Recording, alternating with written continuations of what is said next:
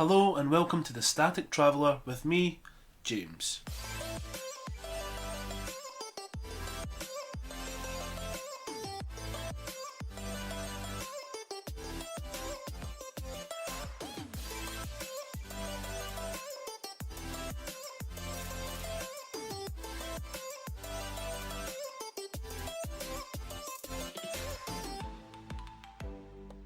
Hello and welcome to the latest episode of the Static Traveller, the podcast where I speak to travellers of the past and the present from around the globe and let them tell you, in their own words, about their adventures throughout this amazing world. So, let's start this off by meeting today's guest on the Static Traveller. Now, today's guest is from the complete opposite side of the world, down under in Australia. He's travelled solo with his wife, and he's also travelled with his two kids, and his family have also travelled to many amazing locations, but I'll let him tell you all about them.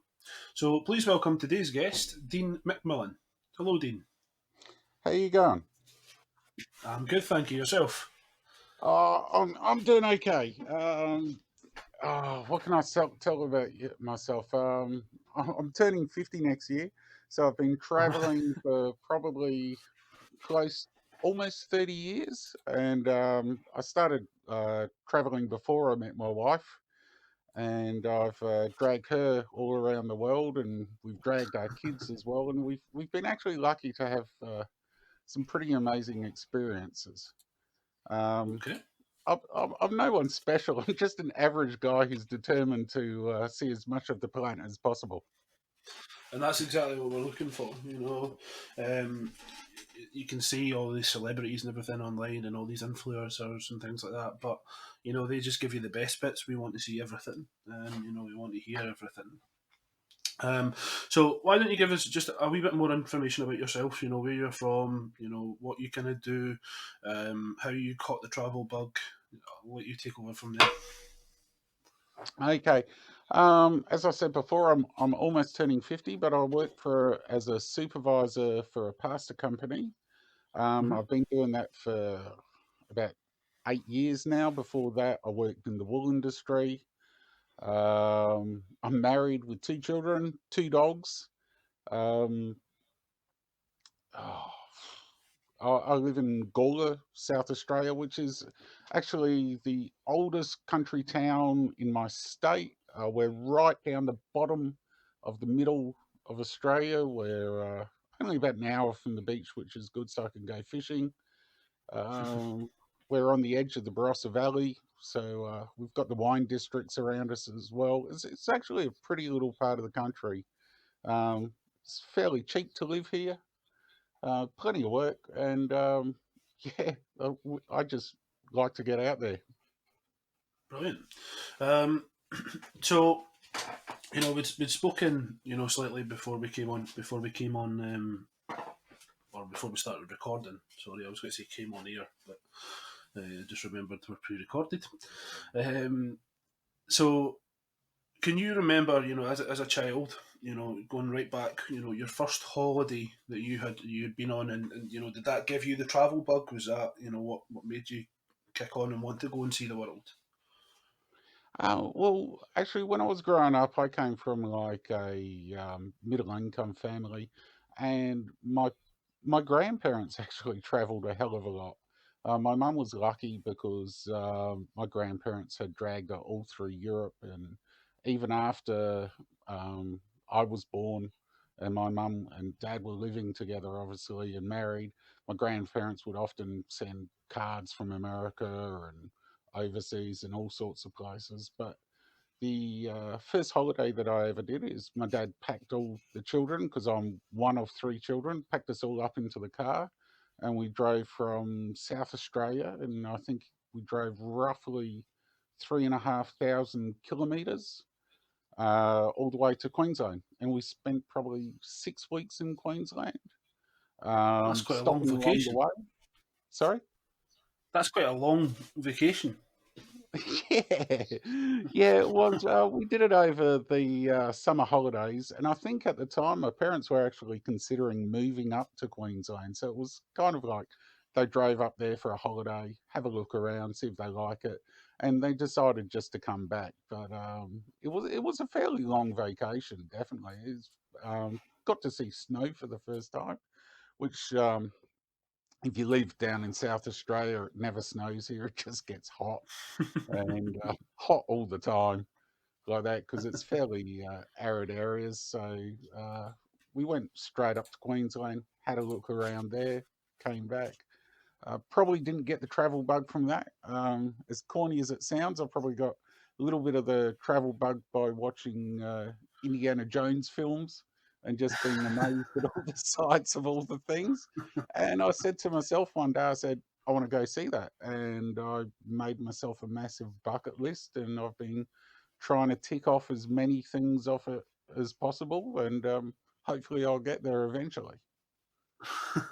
So the bucket list, what kind of stuff have you got on there? I still want to see Machu Picchu one day, and I also I'd love to go see Angkor Wat in Cambodia as well. I've probably been more into adventure tourism than anything else, though we did do a few trips to the States as well, but that was mainly for the kids as well. Um, I've ticked off plenty of things on my bucket list so far. I've been to the pyramids, which is good. I've hiked along the Great Wall in Jijiling, I think it's pronounced. Okay. Um, I've managed to go on safari. I've looked for tigers and elephants in India. I've done a fair bit. I've been lucky. I've been blessed in just having the opportunity and the time to go chase these dreams. Yeah. So let's come back a bit again. All right. So into the childhood a bit further. So you used to go on holidays within Australia. Mhm. When you were growing up, college, university, that kind of thing. Did you study further? Did you do anything in terms of education? Um, I've actually didn't go to uni, didn't go to college. I left school and did an apprenticeship and become a builder. And I worked as a Okay. builder for probably 14, 15 years, like that. And I worked all the way up from I actually moved to Queensland for 5 years and worked in Queensland, Central Queensland, Northern New South Wales, worked in South Australia. I went and one of the more interesting jobs is I went to Ayers Rock, and on one of the Aboriginal missions, I built a roof on their medical centre. That was a bit of an All eye right. opener, and it was definitely an experience working in like an Aboriginal mission, but it was also a lot of fun as well. But all So the what was that material, like? it was incredible. It was literally, I reckon, about 5 minutes drive from Ayers Rock, which is called Uluru, and they had three fences. It's probably not the best conditions where they live, like that. They're supplied with houses there, but sometimes they like to. Some of the local Aboriginals will drag some of the beds and sleep outside, and it's funny. There's some of the best of people there and some of the worst of people there too. Unemployment's high. The rangers there, who are the Aboriginal rangers, I take their hat off to them. They're absolutely incredible people like that. But yeah, I worked on the mission, and that was only for about that job lasted 3 weeks. Didn't make much money there because I didn't realise the price of beer and food was that high, but it was still a good experience. Everything has to be trucked in up at I think it's Yildara is the closest town. So we stayed there. Accommodation was expensive, food was expensive, and being a builder, beer was really expensive too.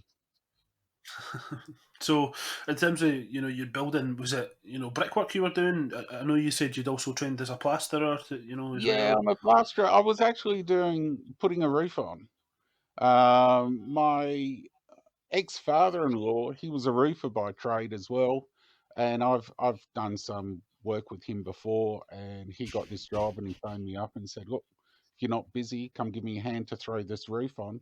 And once you work as a builder and as a tradesman, after a while, getting things plumbed, getting things level, it's all pretty well much of muchness. So even though I'm a plasterer by trade and a ceiling fixer, I've done basic carpentry work, I've done roofing, a little bit of plumbing, a little bit of this, a little bit of that. I was actually paving yesterday as well, so it kind of never stops. You know, you just get asked, "Oh, can you fix this?" And it's like, "Yeah, sure, I can." And half the time, I just figure out how I'm going to do it.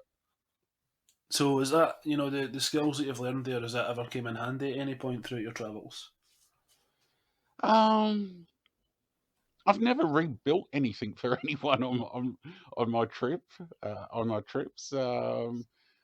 It's interesting though, when you do travel, I tend to look at architecture a lot as well and try to figure out how things are built. And I was totally amazed, like my last trip I went to in India, some of the forts I went, just the sizes of the doors and the hinges, and you go, Jesus Christ, how they built that? Because there's no real castles where I live. So in Yeah, Australia, I think the oldest building's probably only a couple of 100 years old. So you go somewhere like India, and you're looking at a fort that's taken 500 years to build. And for myself, I find that completely amazing. yeah, no, it makes sense. Um, so one of my next questions there would have been, what made you want to travel? But you kind of spoke about that earlier with Indiana Jones. But Yeah, I is there know it's anything pretty else? obvious, that question. Was there anything else that kind of gave you that, that travel bug? Um, I, One of my best mates, he married an English girl, and he went over to England to live for a couple of years. And when they went on their honeymoon, they went backpacking through Europe, and I always kept in contact with him whenever he was overseas. And he just he's a little bit of a lad like myself, and he just sent me some crazy photos and messages of all the incredible stuff that he was doing, and I just didn't want to be left out, to tell the truth. Um, yeah, I think basically life should be an adventure, and if it's Mhm. not, you're not doing it right.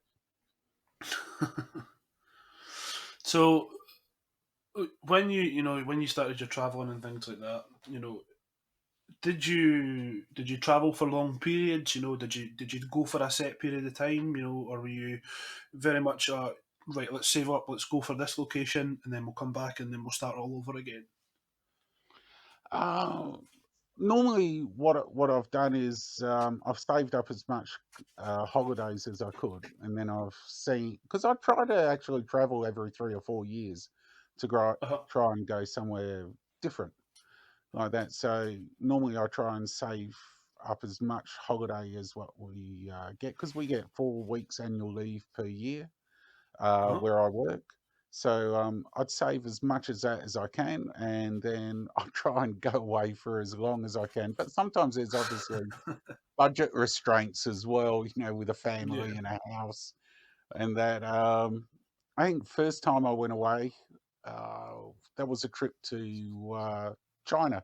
Actually, I went to Beijing, and that was only on a spur of the moment thing, where I saw an ad in the paper, and it was like, have a week in Penang for $9.99, or sorry, $999, which is probably about £300 roughly. Okay. And it said for another $99 fly anywhere in Asia. And I thought, well, I've never been to Beijing, and it's cheaper than flying to Beijing direct, and I get a week's holiday added on. So I I thought this was an ideal opportunity to go to try and see the Great Wall. So I booked that holiday. That was my very first holiday, and I went with a ex girlfriend at the time, and we had an absolute ball.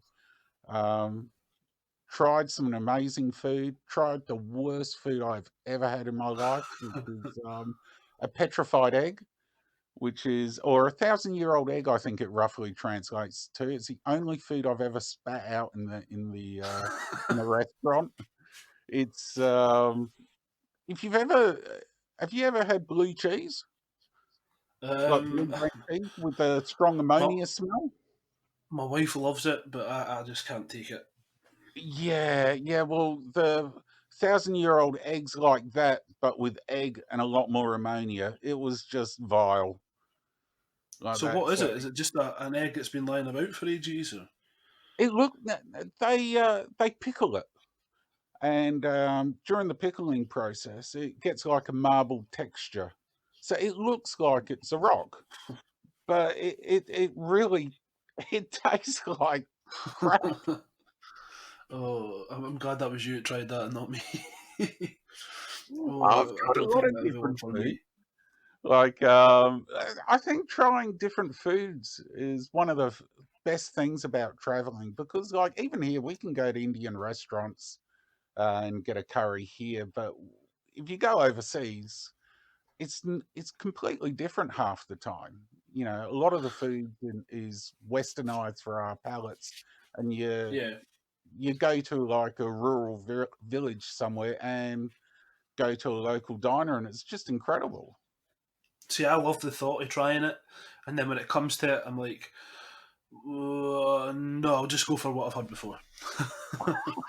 No, no, we're a bit more. My wife's more adventurous than us. We went on a Thailand and Singapore for our honeymoon, and Okay. we found this stall which was selling insects and various different things like fried little tiny frogs. And my wife's gone, "Go on, I dare you." So it's like, "Oh, no worries, let's get a lot. Let's see who backs out first," like that. So I ate this coconut grub, which is like this big fat worm, just tasted like soggy chestnuts. I'm like, nah, this is nothing. She ate some dried frog, going, oh, this is great. And then I ate some Oh. kind of mealworms, which just tasted nutty, and they were fine. And she ate a cricket, and she's gone, try the cricket. And oh man, this is the worst thing I've ever did. Is you've got to eat the cricket with their legs facing away from you because they've got little spikes. But I'm chewing on this cricket, and she goes, "It doesn't taste that bad." But then the eyeball got stuck in my tooth, and that's when I actually thought about it. I started gagging, and my wife's just sitting there going, "Ah, you're a flake. You're piking out."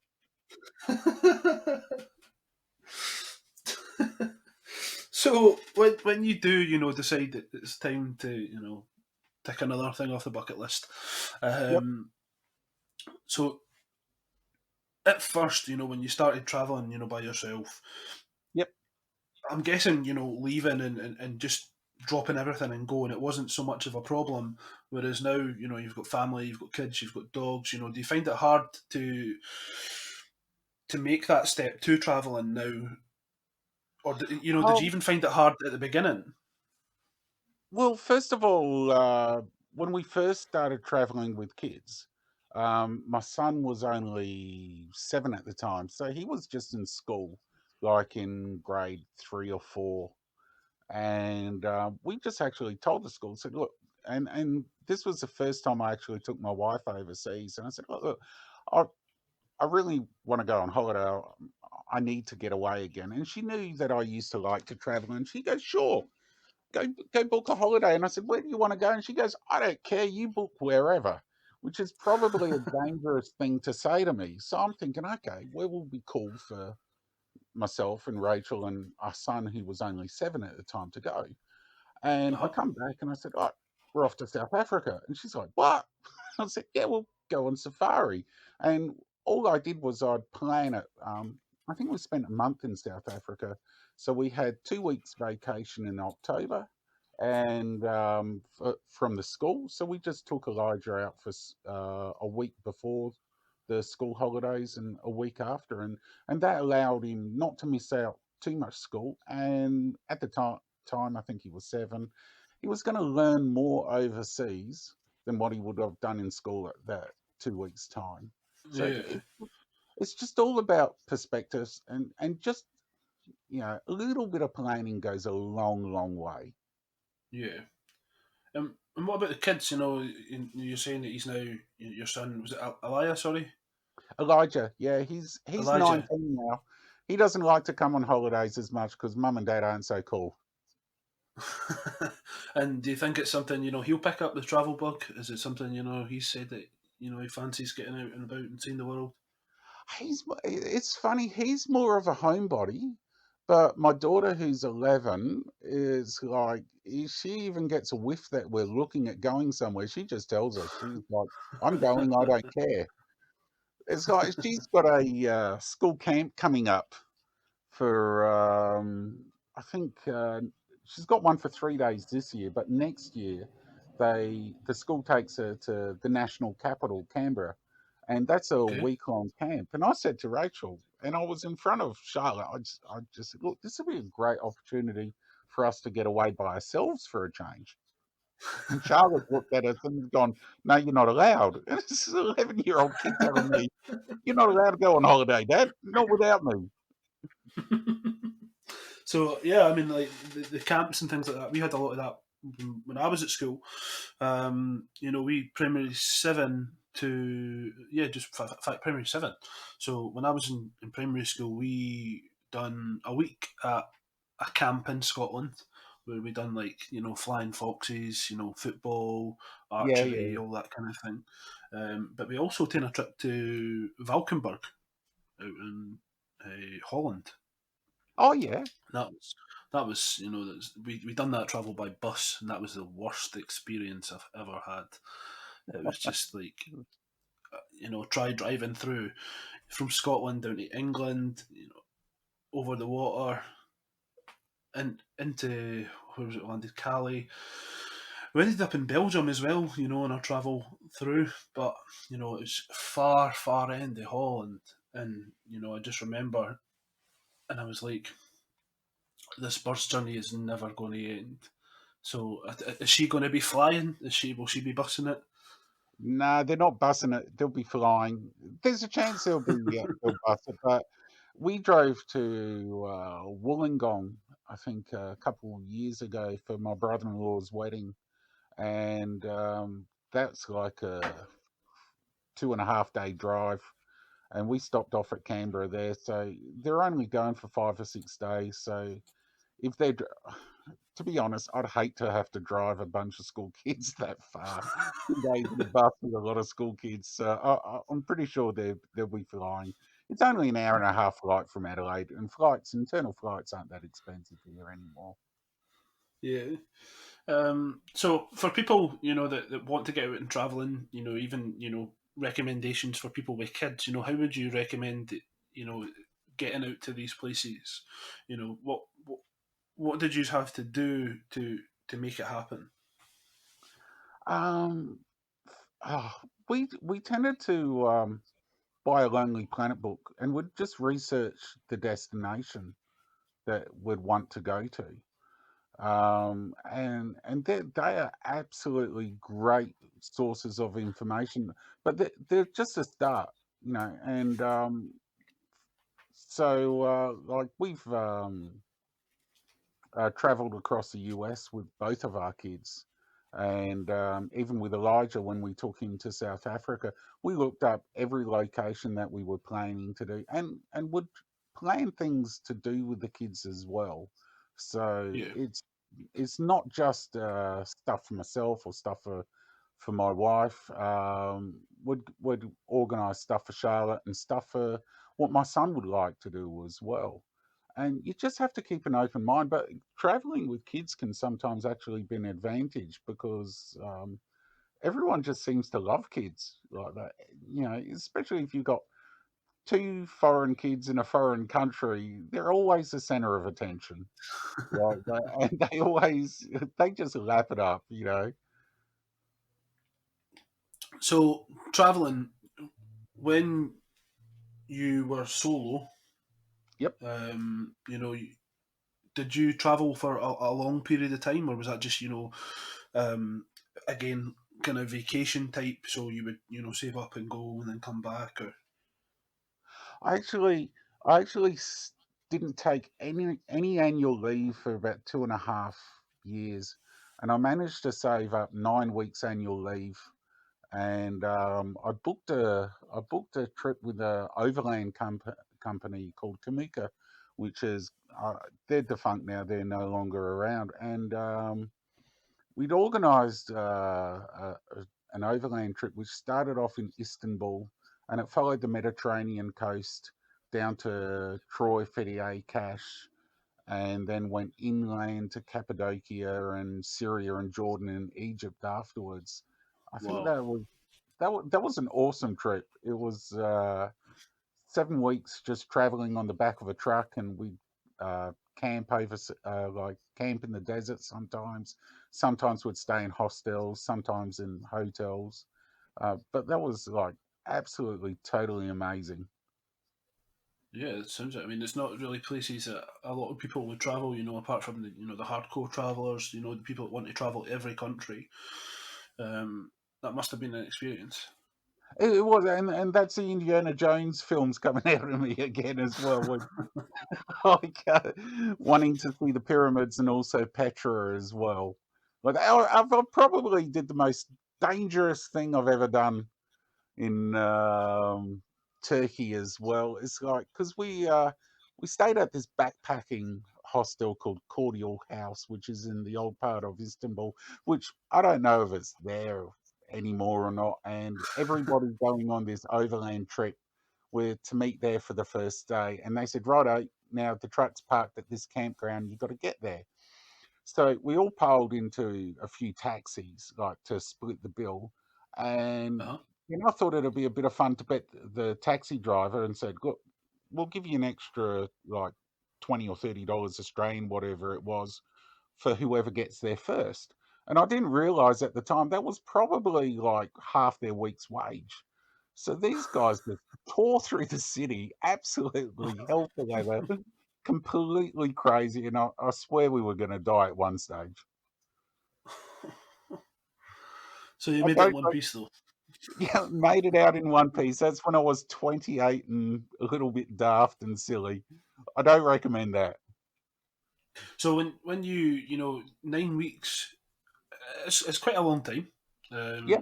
So when you left home at that point, what was kind of going through your head? You're going away for 9 weeks. You're going to what's considered maybe not the safest of places. You mentioned in Syria and things like that. There, Well, what's at kind of the going through your time, head?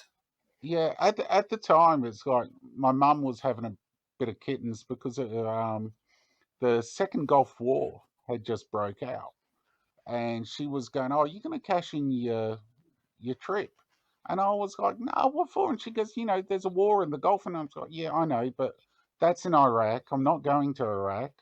I'm going the other side. It's like if there was a war in Italy, would you not go to Britain? It's the countries where I went at the time were completely safe. I didn't feel any danger traveling through those countries at all. You know, sure, I had a few strange looks.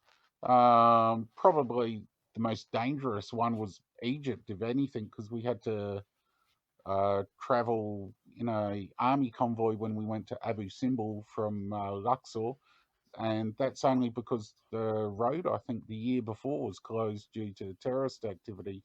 And they've had a few terrorist problems in Egypt since as well. But Hmm. as long as you keep your wits about you, I think you're going to be pretty well safe wherever you go. Okay. So how long now have you traveling for? So when did you first make that My that very, jump to traveling? my very first trip overseas was 97. So not and I remember it is because my football team won the premiership. So it's kind of an easy one for me to remember. And that's when I went to Penang and Beijing. But I don't think I will ever stop traveling though, because once you're bitten by the bug pretty hard, you just want to see more and more. Hmm. So did you say you were over in England there as well? No, I've never been to England. I've been to a fair few countries. The most in Europe I've been to is in Istanbul, but Okay. I've also been to the United States a couple of times, Singapore a few times, Thailand, Malaysia, China, South Africa, and of course Egypt, Jordan, Syria, and Turkey and Dubai. So that was one of my future questions. So how many countries have you travelled to? So we can tick that one off now. Um, Oh, I think about 11 or so. Perfect. So when you were travelling, was the 9 week period, was that your longest stint of travelling there? Yeah, that's been my longest stint in traveling. I don't seem to be able to save up as much annual leave as I used to before because you get kids having birthdays and stuff like that. But yeah, eventually when I retire, I'll be able to travel even longer, hopefully.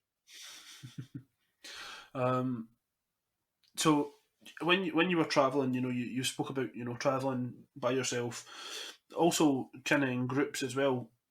What do you prefer? Do you prefer going by yourself? Do you prefer going out in groups? Did you prefer traveling with friends, family? Um, I prefer traveling with my family. Myself and my wife were a little bit inseparable, and when you find somebody like that, you want to share everything like that. Yeah. So I love taking my kids with me when they want to come. Well, my daughter still wants to come, obviously, but no, it's just I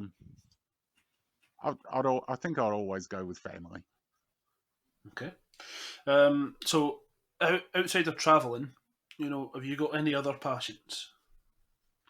I like to go kayak fishing.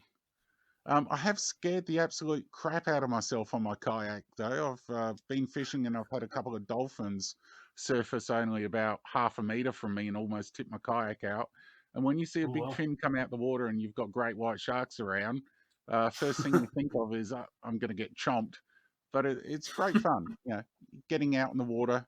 No motors, no nothing, no sails, just a paddle and a couple of fishing rods. So how did you get into the kayak fishing there?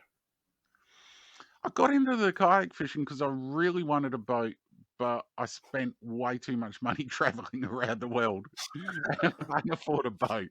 So the kayak was the biggest boat I could afford at the time. But in saying that, a kayak's a lot of fun and you're close to nature. I convinced one of my friends to get a kayak as well, and we go out together and just pot around the ocean and sometimes we catch fish. A lot of the times we don't. Mostly we get sunburnt. So the kayaking, you'll be able to get into a lot places where you wouldn't be able to get with a boat. So I suppose there's a benefit there. Oh, definitely. We a lot of the times we go down a fair few estuary creeks. We fight the mosquitoes, but you can get some pretty big whitings, some flathead as well, and a lot of salmon trout. We can get into a lot of more shallow places than what a conventional boat can be, and definitely into some more inhospitable places than what anybody shore fishing can as well. Yeah. So come on, tell me biggest fish you've caught. Biggest fish I've caught, probably a salmon trout, probably about 60 centimeters. Okay. Okay. Um, what was I going to say there? Something was in my head. So yeah, sorry. When you're fishing in the kayak though, and you Yeah, hook something a decent size, does it not just pull your kayak? sometimes, but they get tired. You'll reel them up eventually. All right. Okay. Um, so let's come back to the traveling a bit more. Yep. So you've given us a list of places that you've been. You must have one moment where throughout your travels, where you've sat there and you've it's been the most breathtaking moment. Have you got something you can tell us, along Oh, their lines? definitely. Actually, there's been not just one moment. There's been plenty of times which has taken my breath away. First time was actually in Jordan. If you ever visit Petra, you've got to walk through this gap in the rocks with cliffs either side, and they go up fairly high, and the gap between all these rocks isn't very wide. It's like probably, I don't know, about 3 or 4 meters wide, and you're walking for a few kilometers, and then you come across the Treasury building in Petra, which is this massive structure carved into the cliff face, and and that's absolutely breathtaking. It's one of the most amazing things I've ever seen. Did you say you've got a couple more as well? Oh yeah, I've it was actually fun. I was in South Africa in this place called Tao Game Lodge, which is on the Botswana South African border, Okay. and I just randomly picked this place out, and because we stayed at a few budget places near Kruger, and I said to Rachel, look, I wouldn't mind staying at a bit of a more swanky safari lodge, but I couldn't afford anything in Kruger, you know, upmarket. So Uh-huh. I looked on the map and I found, look, well, there's Mataquay National Park, which is up north. It's not as popular, and we can afford this place, which was Tao Game Reserve. And we went up there, and it was one of the best decisions I've ever had in my life. Um, the original plan was to drive from Johannesburg to uh, Mataquay National Park, which was about a 5.5 hour drive, 6 hour drive. But after seeing the traffic in South Africa, I phoned up the lodge and said, "Look, can you do you know how I can get up there without driving?" And they just said, "Yeah, we've got a guy who transfers people from South Africa." So they sent me this guy in a van who picked us up and drove us all the way to past Zeerust to Mataquay National Park. Absolutely fantastic guy. And you go through the border gate for the national park, and you've got to pay the tax, and everyone's got to pay the tax just to get in the national park, because South Africa is actually a fairly poor country compared to say Britain or Australia, and it's about a 10-minute drive once you're through the national park's gates, and I reckon I saw at least 2,000 different animals, just herds and herds of animals as far as you can see. It was just unbelievable. It kind of wrecked zoos for me because you're seeing like herds of like 400 or 500 impalas at one time just walking around, and it just totally blew me away. But that was an absolutely fantastic place to visit, and It looks amazing. I mean, I just had a quick search there, and from what I can oh, see, it's it looks absolutely. it was completely insane. And it's like we got up to the gate, and a lot of the stuff I wasn't expecting like that. So we get to the safari lodge, and they had like the van pulls up, and they had a line up for us where the lodge manager, the desk manager, the ranger, and they even said, "Look, and this is your private waiter for the duration of your stay," which I never even knew about. He was a really cool guy as well, and the amount of detail they went into, and it's like because they called myself and Rachel, Mr. and Mrs. MacMillan, and it's like, no, no, no, I prefer Dean and Rachel and Elijah. And somebody had run up ahead. So as we got a tour of the actual safari lodge, all the gardeners would stop and say, "Hello, Dean. Hello, Rachel." Just a little details like that, which was Yeah, completely insane. absolutely. I mean, when you think about all the little things that they do, it really does make it, that bit more special. Oh, it Um, was just crazy. And then even the rangers there were nice because we had like our own safari ranger who takes us out for every game drive. And I think we had 6 game drives there.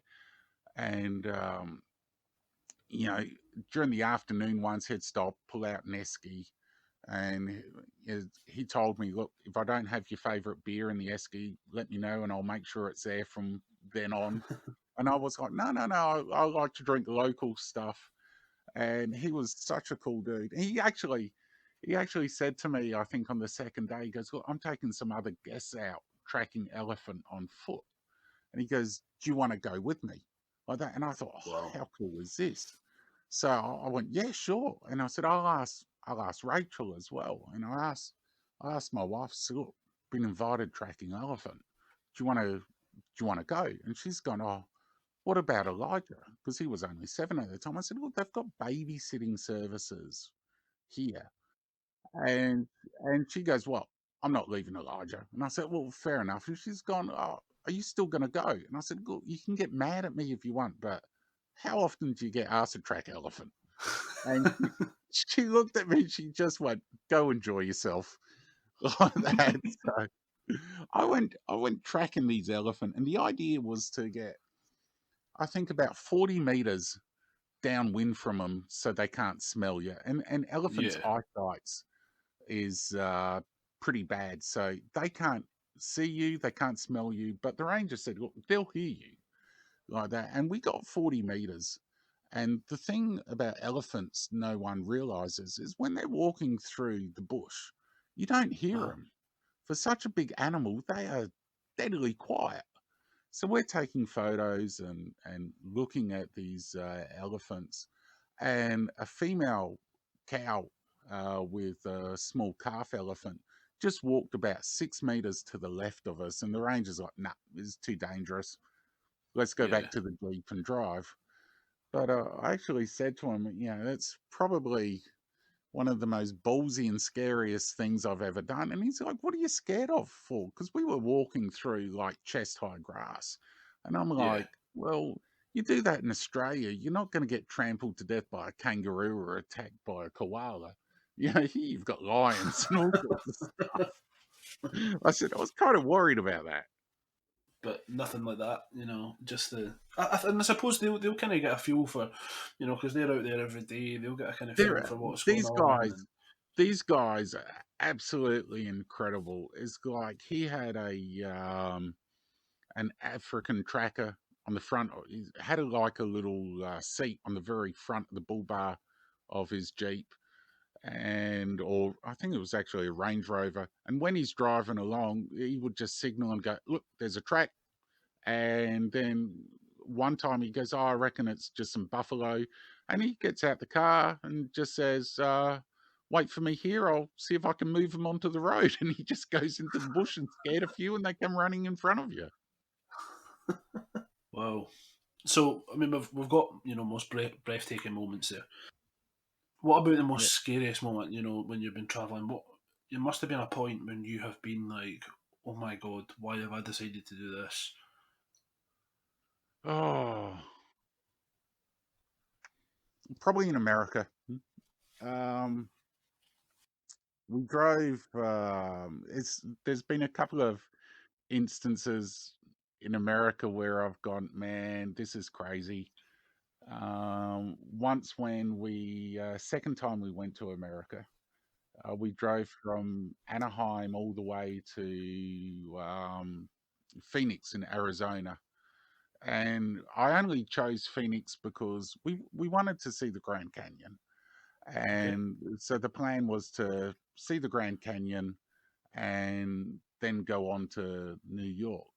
And so we saw we drove Anaheim, spent a night in Las Vegas, the Grand Canyon, and then it was either drive back to Las Vegas and fly, or drive forward and go to Phoenix and then fly from Phoenix. And I said to my wife, I said, well, we've already seen Vegas, so let's just keep driving forward. So Yeah. we drove forward, and we got into Phoenix very late at night, and everyone was kind of hungry. And I said, look, there was a little shopping center just around the corner. I'll just wander off down there and get some food. And we've gone down there, and I didn't realize at the time that the place was kind of a little bit notorious for uh, with drug problems and that, so it was just fairly sketchy like that, Yeah. and especially because I stick out like a sore thumb. Any tourist does.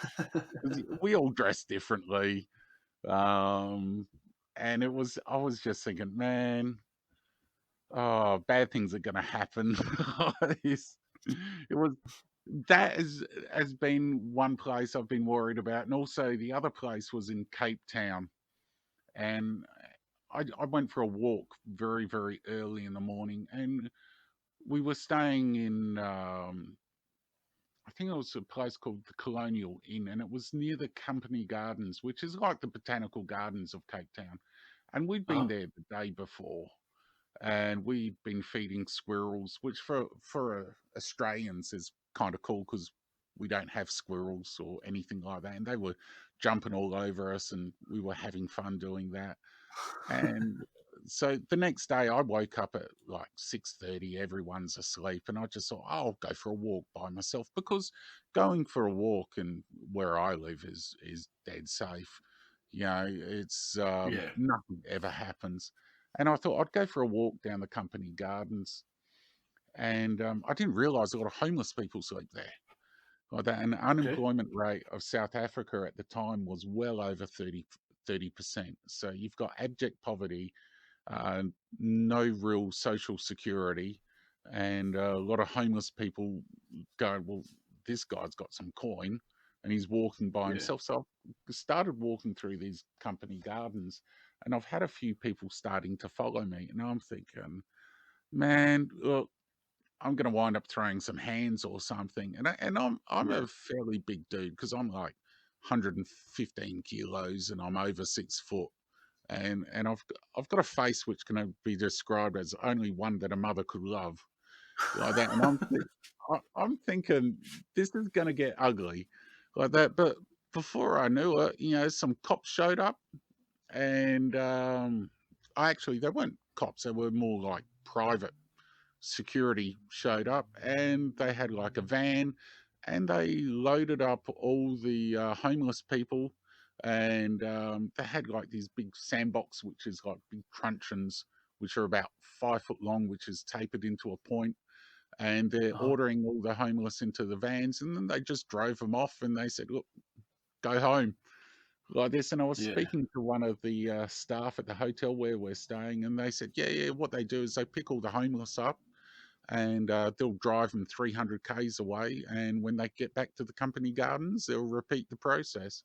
But they said maybe not do that next time. So, I mean, it sounds like you've been pretty lucky, you know. I have been lucky in a few times, but I've I don't know, I've never felt too unsafe. They're probably the only two real moments which I've felt like something could happen, but Uh-huh. nothing did happen either. That's again, that's a positive. Um, you know, because when you don't really want to have the experiences that put you off traveling, and if No, something like no, that did but happen. at the same time, normally when I'm with my family, I was doing stuff like at the time that I wouldn't have done with my kids or my wife. It's like at 6:30 in the Yeah. morning, going for a walk in a park but in a foreign country. Really, I should have known better. Yeah, Yeah. and same like 8:30 or 9 o'clock, whatever time it was, we got into the hotel. Really, I should have just ordered pizza or something. But in saying that, if you're smart and you keep your wits about you, traveling doesn't have to be dangerous. Yeah. You can safely travel to virtually anywhere in the world. Yeah. I mean, there's always going to be stigmas of places, and there's always going to be like earlier on when we were speaking, um, about the places you've travelled. When you said Syria, my first instinct was, oh my god, like he's been to Syria. That must have been so scary. And then you're like, no, it was fine. It was absolutely Yeah, fine. it was. I wouldn't advise going there now. But the biggest difference was like, it's probably the best travel scam I've ever come across was actually at the Turkish-Syrian border. And I've Okay. told a few friends about this, and these guys were probably the smartest blokes on the planet for the scam they came up because we're crossing the border from Turkey to Syria, and there's like you get the phrase like Egyptian time and Syria time all through traveling the Middle East, and we're Uh-huh. waiting for immigration to stamp us through, and there was probably, I don't know, about 15 of us, maybe slightly less, and we've changed money, and he's just watching us, and we're getting a little bit bored, so it's like we'll have a couple of drinks, and he's just waiting and reading his paper, and eventually we needed the toilet, and we go to the toilet, and they're like, "Well, you've got to pay." It's like, fair enough. But when you change money over, no one ever changes coins. So we're like, "Oh, how much?" And it was like the price he gave us wasn't very much to use, but the smallest domination we had was like 100 Syrian pound. Uh-huh. And we're like, "Have you got change for this?" And he looks at us with a big smile, and he's gone, "No." This so to use the toilet, we had to pay 100 Syrian pounds. As soon as we use the toilet, suddenly the borders open, everyone can go through. So these guys were fairly clever at the time. So what about how much did that kind of equate to? And Oh, not very much from memory.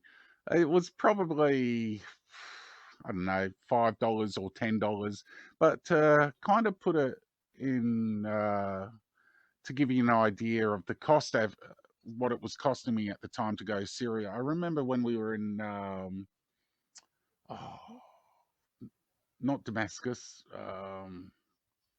Can't think of the name now. Might have been Palmyra. We went.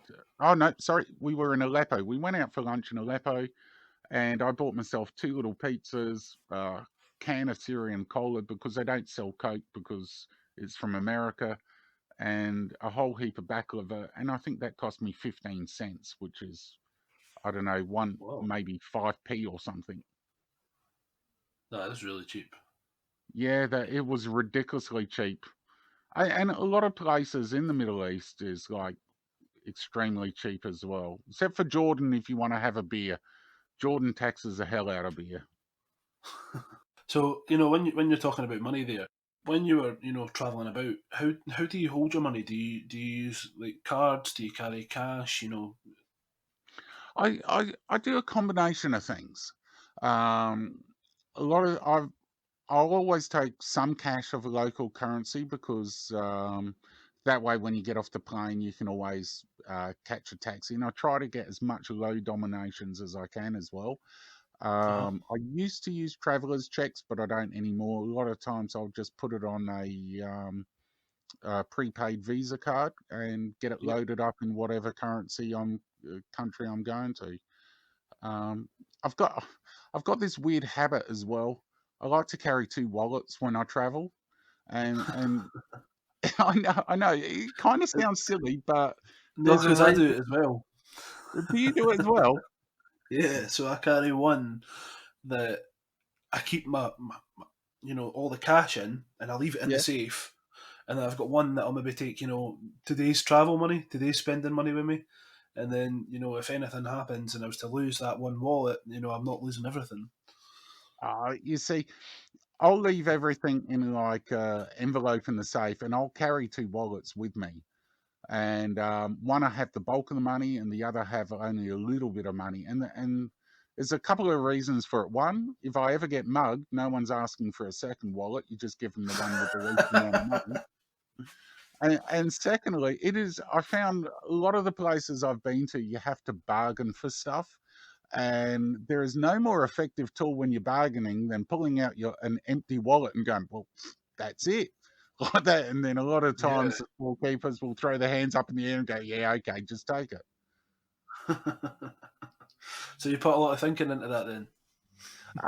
Yeah, yeah, yeah. I try. once you start traveling a fair bit, you try to save money wherever you can, whether it's accommodation or food or whatever. Okay. So, from your travels, what is your overall game? What do you want from traveling? There must be a point where you go, right, I've got everything I want from traveling. I don't need to do any more. Or is it a case of you just want to travel as much as you can and see everything you can, and knowing that, realistically, you're never going to see everything? Does that keep, you driving on? I know I'm not going to see everything, but it's a big and beautiful, wonderful world. There's still many, many places to explore, many cultures to learn about, many foods to try, beers to drink, friends to make. Um, I don't think I'll ever Haggis to stop. try. Sorry? Haggis to try. You've not been to I've Scotland never yet, so tried you need to haggis. try That is on the bucket list. that. Did you I not say have had your dad was from Scotland as well, didn't you? Yeah, but they don't really sell it where I am in South Australia. I've had black pudding. Okay. I tell you what, if you ever come to Australia, I'll take you out for a barbecue and we'll throw some kangaroo on. That'll be something different for you to try. Absolutely. I've never tried kangaroo. It's not a bad meat. Every time you ask somebody, about a meat, they always just relate it to chicken. Yeah, it's kind of like chicken, It's No, it's not, but this is nothing like chicken. It's probably it's fairly gamey, a lot closer to venison than beef. all right, okay. No. So, uh, sorry, I did interrupt you there as well. Just when I was talking about haggis, No, but no, no, no. That's from cool. That's cool. so from you were saying there's loads you want to see, do, like you say, you've got your own bucket list. Yeah, yeah, Um, yeah. Yeah, I really want to see Angkor Wat, obviously, and Machu Picchu. The wife's desperate to see Canada, so we'll probably do Canada next. We were lucky enough to do India last year. India was a lot of fun. Um, Scary what was it like? drivers. India's New Delhi is very polluted. We spoke to some people in New Delhi, some fellow travelers, and they had an app on their phone for the air quality. And they showed us, they go, it's catastrophic today, and it's been catastrophic for the 4 days we've been there. And we looked at our outside of our hotel window, and you can't really see more than a kilometre, and it's all grey, just from the amount of pollution. But in saying that, once you get outside of the capital city, um, India is crazy, hectic, wonderful, easy to fall in love with, and an amazing place. You can do a lot of things in India, and then you'll see the unexpected as well, from elephants walking along main road in Jaipur or Jodhpur. We've had a guy on an SUV hanging onto the back of a roof rack doing 80 k's an hour down the highway. People sitting on Oh, buses, monkeys jumping on your car. Um, yeah, I wouldn't recommend driving there. We actually hired a car that came with a driver who was absolutely amazing, and it's like insane, insane traffic with cows walking across the road, wild pigs running around. It's an incredible place. yeah, it sounds it. Um, so where, you spoke about Canada a wee bit there, but where is Mhm. next? Where's the next, travel? Where's the next destination you're looking at? Oh, the next one, I'm actually planning loosely a small local trip to go to Ararat and Halls Gap in Victoria, which is only like a 8 hour drive away. And we're probably going to do that later this year, to have a look at some of the goldfields in Australia. Um, but after that, overseas, it, it's funny. I loosely plan trips and they turn into other trips. Like my first trip I planned to go to the States, I went to China. When I was planning to go to Angkor Wat, I wound up going to India. It's so maybe Canada, maybe hit Europe, um, but it just depends. Half the time, I'm kind of a little bit spontaneous. Sometimes I'll see a cheap flight and just go, "Let's do this. Let's go." Which is, and I've got a very understanding wife who just looks at me and goes, "Why not?" So, out of all the countries that you visited before, have you ever, returned to them? Have I've you been ever, to the yeah, done? yeah. I've done Singapore twice, which is one of the most incredible countries in the world. Incredibly clean and very well set up. The whole metro system and bus system is fantastic. Food's incredible, and we've also done the States twice as well. The first time we went to the States, we went to Anaheim um, to see Disneyland, and again, at the time, I was planning to go to Queensland for a holiday, and the wife said, "Go book it." And I went to the travel agent, and I came back and said, "We're going to America in a month." And she's like, "Oh, bloody hell." Like this. And we did Anaheim, LA, and San Diego. And it was only about 2 years after that. And we were giving up my daughter pocket money, and she hadn't spent any money for 2 years. And I sat her down and I said, "Why don't you buy a toy or buy something with your money?" Because she had a couple of $100 saved up by then. Yeah. And she said to me, she goes, "Oh, I'm saving my money." I said, "What are you saving for?" And she goes, "I want to take the family back to Disneyland." And it kind of broke Oh, my that's, heart a little bit. I thought that is so cute. And I said to my wife, I said, "Let's just go. Let's go." She wants to go that bad. So we went back to the States and we did a much larger trip. Did a few crazy things over there, like in New York, and took my son to a gun range in the States, which is kind of amazing because they are just so blasé about it. Because I don't know what the gun laws are like in the UK where you're based from, but they're fairly strict in Australia. And yeah, we're the same. Yeah. yeah, I said to Rachel, I said, "Look, I wouldn't mind going to a gun range," and we were in Vegas, and I said, I'll take Elijah, who was our son. And first of all, she was like, "You're not taking Elijah." And I'm like, "Look, he's 16 and a half." I said, "He's 16. He'll be okay." And she's like, "Is it safe?" And I'm like, "Well, then, of course it'll be safe. There'll be someone there." And, how cool would that be to go, "Yeah, I went and shot some guns Yeah. in Vegas for a 16-year-old boy when he goes back to school."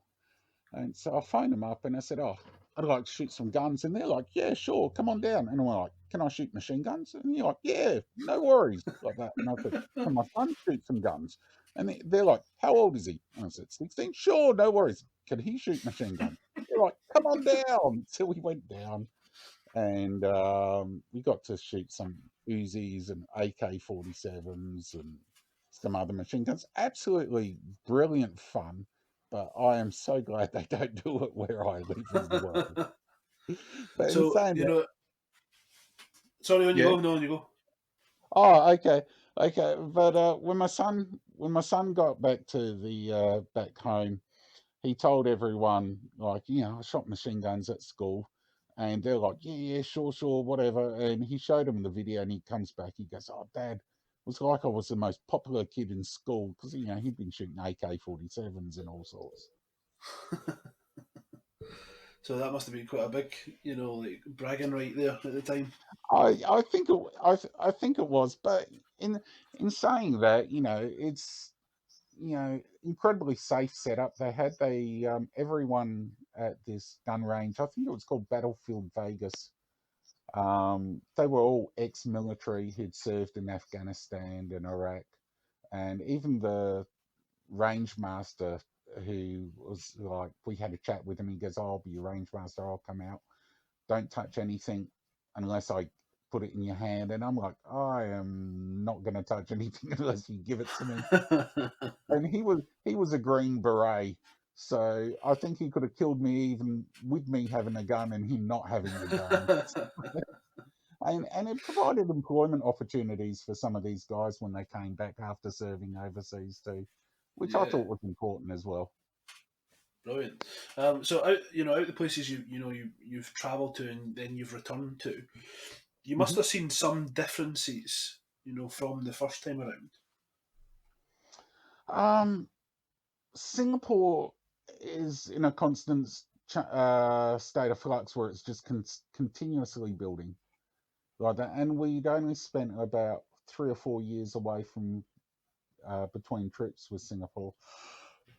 Excuse me, of where we went to Thailand and Singapore on a honeymoon, and then later we went back, had a stopover at Singapore um, when we visited India with our daughter. But America, I think it was a few years apart as well. And besides going to Disney, we actually went to different places as well. America is a lot of fun to visit as well, and you can see the best and worst of Americans as well. And probably the best advice if you're ever going to travel to America and you get the chance to fly with United Airlines, book Virgin or someone else because they are the absolute worst airline I've ever flown with. So, do you think you'll ever stop travelling at all? Nah, never, never. I think the day I stop traveling will probably be the day I wind up dying or going in hospital or something. Um, my wife thinks I'm a little bit crazy like that because I'm always looking to go somewhere else. But like I said before, life should be an adventure. Yeah. It's meant to be lived. And I work to live. I don't live to work, and I think a lot of people lose sight of that sometimes. Yeah, absolutely. So the next part, I would normally, or I've got a question basically from my daughter. All Oh right. yeah, yeah, cool. So every time before I come on, I ask her, what would you like to ask, the person I'm speaking to. So she asked a bit about you, where you're from, and she was asking, what's the weather like? Oh, the weather in my neck of the woods. We've actually had a pretty mild February because normally February gets January and February in South Australia tends to be the hottest, and it's obviously in the mid towards the end of our summer here at the moment. So we've had a pretty nice day. I think it was around 29 degrees Uh today huh. and sunny without a cloud in the sky. But normally around this time of the year, you're looking at anywhere from 35 to 43 degrees is your typical February day. But it's been pretty mild this year, so we've been enjoying it. So that's what we call taps off weather. Oh, what's that mean? That's what t-shirts off, taps off. Oh, that's that's the other thing I found is quite strange. Whenever you travel, you realise that half the time when you're talking with local slang, no one knows what the hell you're talking about. I've If actually you said been that in. to your dad, I think he would know what you mean. He probably would. I've actually been when I was in Stellenbosch once. Again, I went for a wander by myself, and just to take some photos of some of the Dutch-built architecture over there, and I got a little bit lost. And I asked this guy. I said, "Look, I'm looking for the main street," and he's looked at me confused. Said, "What?" And I said, "Look, I'm staying at this place. It's just off the main street. Do you know where it is?" And he's looked at me and said, "Can you speak English?" And I'm like, I am speaking English. He just could not get the Aussie accent. Right, so the next part, okay, it's a little feature part I call story time. Yep. Um, so what I want you to do is to take me and everyone listening in detail from start to finish. One place that you think should be shared with everyone. That you've been to. You think what everyone needs to know about this. Oh, that's fairly easy. Um, when we were in India last year, my daughter actually had her birthday in India, and service in India is completely different to service wherever else I've been. because whenever you book into a hotel where you're staying, you've got to give them your passport so they know when your birthday is, like that. Yep. So we were traveling from Jodhpur after we spent 3 or 4 days there, and the next stop we were doing was a place called Nale. Now, what happened was we're having breakfast at Jodhpur at the time, and because they realised it was my daughter's birthday, at breakfast time they come out with a cake with candles on and sing happy birthday, even though we were leaving. And my daughter, she was 10 at the, well, she turned 11. Oh, sorry, she was 10, turned 10 at the time. She thought it was fantastic, because you get cake for breakfast, because you can't say no like that. So she had cake for breakfast in India then, and we all piled into the car with our driver Babalu, and we drove to the next destination. And it took us probably, I reckon, about 4 hours to get to Nale. And we're staying in an old hunting lodge of one of the Maharajas, which had been turned into a heritage hotel. And it's all got like 30-foot walls around it, and it's very medieval looking, but with a Indian flair, obviously. And there's beautiful gardens in it as well. And they tell us, "Look, we'll take you on a village walk, and if there's anything else you want to do." And I noticed there were some photos of some leopards on the wall, and I said, "Oh, do you, and I said to them, oh, do you have leopards here?" And they're like, "Yeah, yeah, yeah, we've got about 15 leopards which live locally around the area." And they were telling us, "Look, we can do a leopard safari if you want to go out and see them." And I thought, well, how cool was that? Because we'd only just been to Ranthambore National Park about a week before looking for tigers, and we were kind of unsuccessful in seeing any tigers. We saw some prints and we saw monkeys and antelope, but nothing really spectacular as a tiger. So my daughter was a bit disappointed about that, but on her birthday, she's gone, "Yeah, yeah, let's go look for leopards." So we've done the whole village walk and met a few people, and we did the whole thing. We walked past the school, and about 50 school kids all ran out and surrounded us and hugged us, because it's in a fairly remote area. Uh-huh. And we absolutely loved that part of the trip as well. And it was just completely chilled and relaxed and really, really brilliant time. And we got to back after doing the village tour, and we sat down for a cup of masala tea, which is something we got addicted to over there. Just waiting until it was about 5 or 6 o'clock before we go off on this leopard safari. And we hopped into the jeep, and off they drove, looking for these leopards. And they stopped. I'm not kidding. Only about 50 meters from the outskirts of town, and they just stop and they pull out the binoculars. And I'm like, well, they're not going to be this close, are they? And they said, no, no, the leopards come into town at night. I said, what do you mean? And they're like, well, we've got stray dogs which walk around and stray pigs which walk around the village. So the leopards come in, and that's what they eat, because they're a lot easier to catch a stray dog which will stand there and bark at you than chase an antelope which will run away. So they're fairly Yeah. smart animals, and hence why all the buildings in Nave is like, all the gardens are like a courtyard in the centre, and also for the hunting lodge had 30-foot walls. It's to keep the leopards out. And I just didn't realise that at the time. So we drove around looking for these leopards, and we saw some uh, green bee eaters and other eagles and other birds and lots of monkeys and that. And I was thinking, man, I really hope we see a leopard. And we're just about to go. And on the rocky outcrop, they wound up spotting one. So I got some pretty cool photos of this leopard on my daughter's birthday. And she was absolutely over the moon, with the fact that she got to see a leopard on her birthday.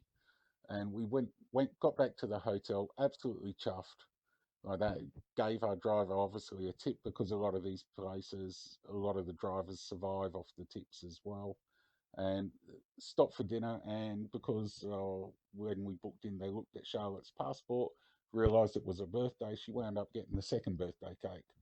on her birthday. Well, she was rather chuffed that, but man, it was such a cool place to go to, and if you're ever traveling in Rajasthan, you get this chance to stop there. If you're going from Jodhpur to Udaipur, which is also brilliant to see, stopping at Nali is definitely worth the day trip just to have a look around, have a look for some leopards, and see the smiles on the people there. It's just brilliant fun.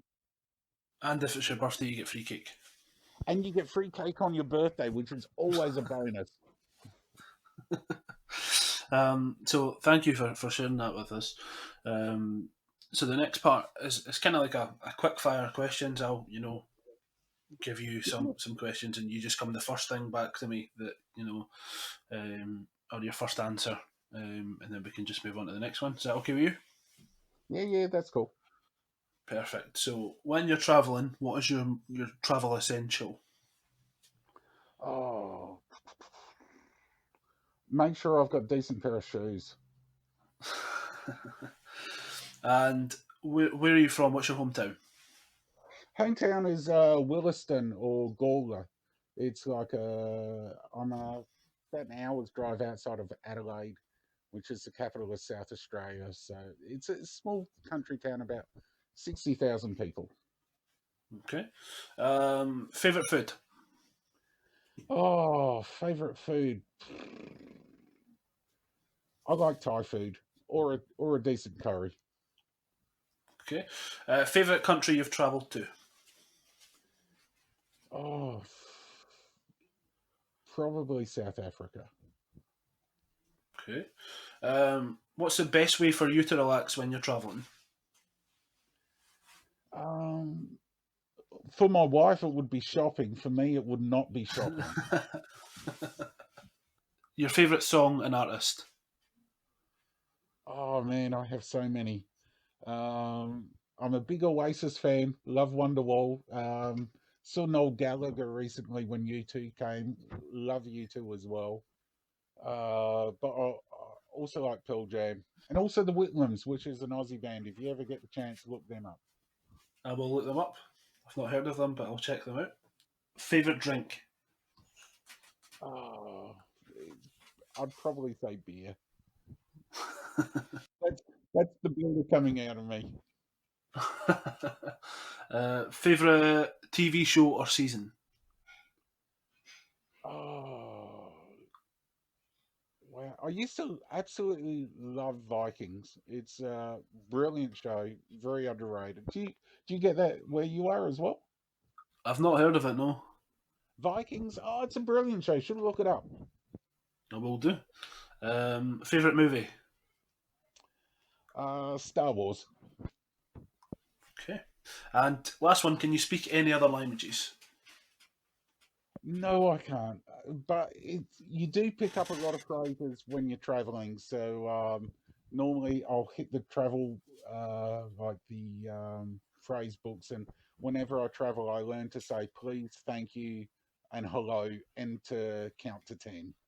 And also the other good thing to learn is directions for the citadel, because wherever you are in the world, if it's got a castle, it tends to be in the center of town.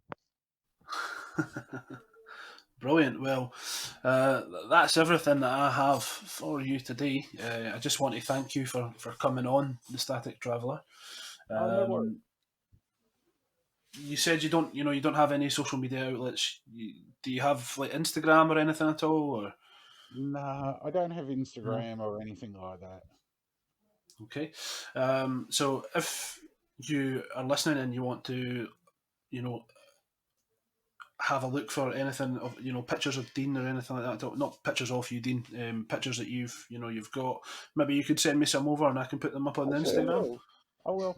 Actually, I had a photo that I entered into a photo competition here, um, of three giraffes which went down and drank water at the same time when I was at Tao Game Lodge, and I won Well, first prize for that, which was pretty cool. So maybe if you I'll send that leave one that. over, then we can get it up. I'll send that one over to you, and I'll send you a few other photos. Perfect. So if you want to check that out, remember and visit the Instagram. So it's at the underscore static. Sorry, I'll start that one again. At the underscore static underscore traveller, and you can find that on Instagram. I'll get that up as soon as Dean sends it over. If you want to check out our Facebook page, it's the Static Traveller. Remember and give it a little like, and on Instagram give us a little follow. The podcast itself is available across all different formats. So we've got Apple Podcasts, we've got Spotify, Stitcher, Breaker. It should be available on all major podcast sites. So remember and subscribe and look out for any upcoming episodes. If you want to feature on the Static Traveller, please get in touch by sending me either a private message on the Static Traveller Facebook page or the Instagram account. Or you can drop us an email at thestatictraveller@gmail.com. Just to let you know, we also have now uploaded our first episode to YouTube, so we've also got a YouTube channel now, so it's The Static Traveller. And remember and like and subscribe all the videos. But Dean, thank you very much for coming on today. Really can't thank you enough. Until next time, you keep travelling and I'll stay static.